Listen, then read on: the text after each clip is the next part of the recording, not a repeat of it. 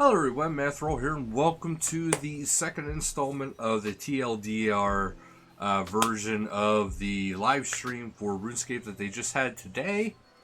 So we got some good news, but first up, I do want to actually remind people that you don't have much longer until the double XP live event is coming to an end.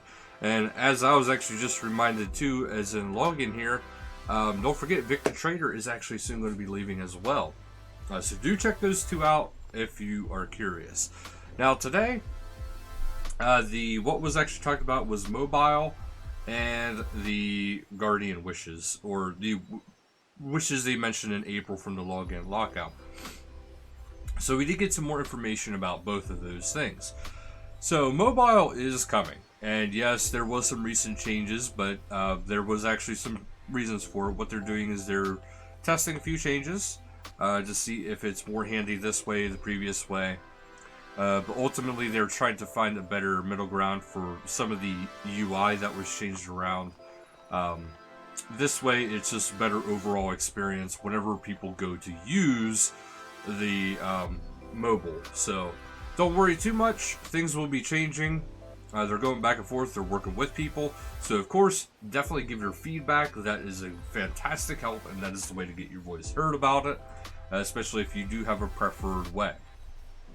But the bigger chunk of the thing today was actually the April wishes that they had mentioned before for the login lockout, which has been renamed to the Guardian's Wish, or wishes, if you will. This is actually going to be very nice for a lot of people.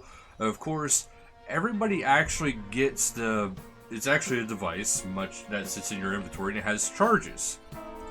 So they're calling it wishes because each wish within it will actually have, so much of a charge consumption.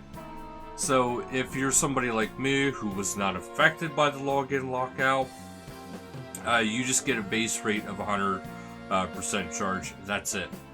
But now, if you were involved in the login lockout, if you were actually locked out, you get more and more charges. So that's absolutely fantastic, and that's how it should be. Well, I don't know if people who weren't impacted by it should get it, but the people who were impacted definitely should get it. And if everybody is going to be getting it, I do think that, of course, people impacted should have much more of a, they should be getting much more for it. I think the most you can get, now this is depending upon how long you were locked out, you can get up to 400% charges, which is absolutely fantastic, because I think some of the things, most of them, only had up to 20% charge usage. And the biggest one is actually going to be the invention one. So, which is called the Inventor's Pack. So, the Inventor's Wish, if you will, you get to pick a gizmo that you want, which is your highest tier that you have unlocked. So, if you have ancient gizmos unlocked, it's fantastic. Go ahead and use it for that, because you will get ancient gizmos. And then whenever you go to use it, you can go inside that gizmo, and you can have every single one of these components that you have unlocked and use them. And it will not use anything that you currently have. So all this stuff that I have in here doesn't matter for that. It just matters what I have in general, and then I can, have unlocked, and then I can use that. So that's fantastic. And you have so many retries, of course, per thing. So do keep that in mind as well. You don't have infinite charge. You don't have infinite amount. So something to kind of keep in mind. Now, if you if you take a ancient gizmo, weapon gizmo, but then change your mind, you can change it to the armor gizmo or the tool gizmo. So it's not punishing at all.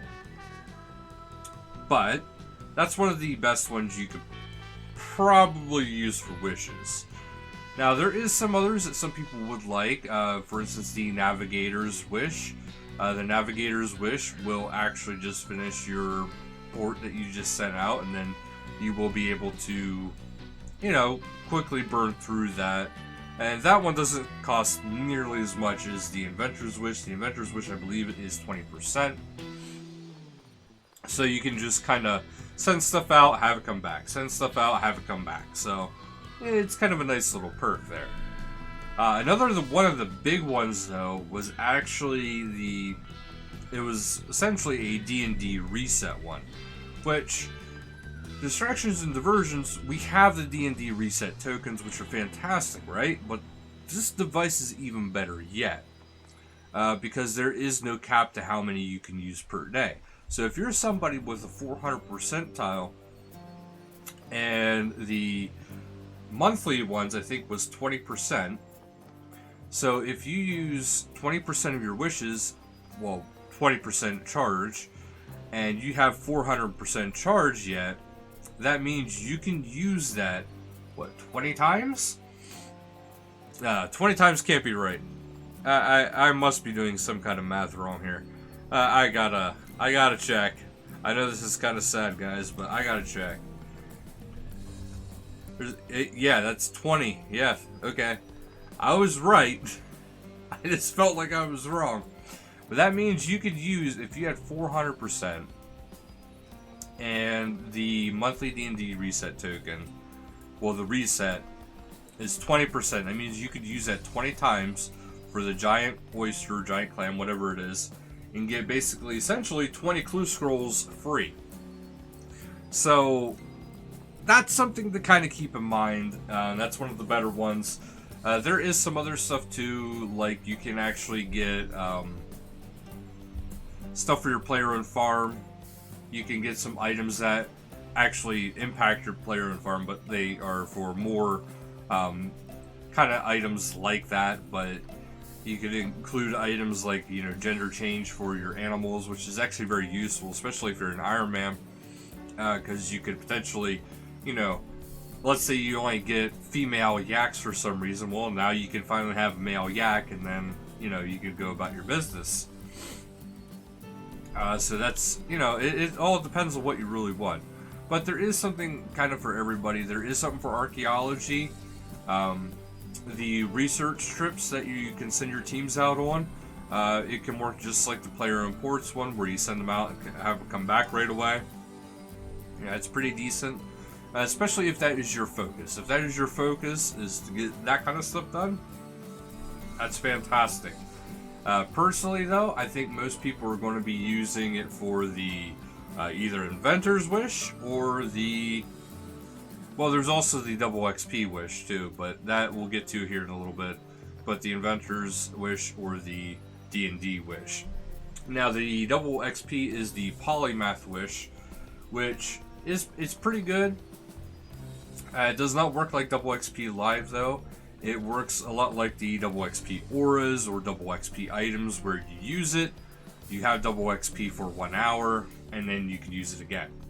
So what they did was they have it so that you actually can't just use all your charges up and then be like, okay, I have double XP, I'm going to pause it, because it doesn't pause. So they made sure that they didn't allow people to, you know, use up all their charges right away, because they don't want people to potentially miss out. Like, let's say your power goes out, or let's say you have to get up for whatever reason, and you can't end up not logging back in, and you miss out on all those wishes. They didn't want that to happen to anybody, so that's why that happened. Well, that's why they're doing it that way. And one of the best things about this thing is, and a lot of people are going to appreciate this, because a lot of times we get items like these, and you go to bank it, and you can't. For the first time in a very long time, this item will be bankable. And it is also Iron Man friendly, except for the double XP wish. That is the only one that Iron Man can't claim. There's even a PVM one, which gives you some, you know, aura refreshes, life refresh. If you die, you can reclaim your items for free from death. So, I mean, these are kind of things that are kind of actually pretty nice. So, there's a little bit of something for everybody in there. Granted, yes, some wishes do seem like they will probably be used more than others, but I am pretty certain there are some people out there who will be like, okay, I definitely want to use it for the double XP, or definitely want to use it for the Inventor's Wish, you know, that kind of stuff. But this is pretty much all that was really talked about, was these two things. I was waiting for screenshots. They didn't really have many screenshots. They did show like the interface for the Guardian's Gift, but that's nothing really too in depth. It just, you know, you kind of open it up and then you select your wish, and then you wish, it shows how many charges you have. So it wasn't anything too grand. That's why I didn't really take screenshots for it. But yeah, so that's it. Do check that out. Do be ready for it. I believe they said it is coming next week, and it's going to be followed by some very heavy, apparently Ninja Strike of the following week. So, well, either the following week or the week after that. But there is apparently a lot of good stuff coming, and then there's also going to be more of a reveal of whenever the next installment for the Elder God Wars quest series comes out.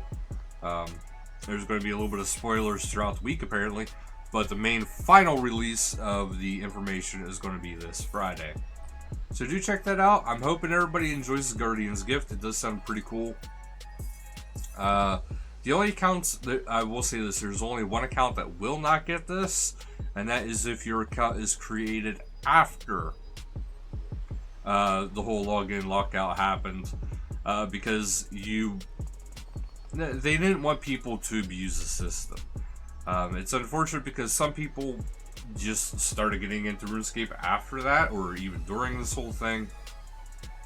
You won't get it, but keep in mind it is basically a way to make sure that, you know, people don't abuse it, create a bunch of accounts, and then get like a ton of wishes.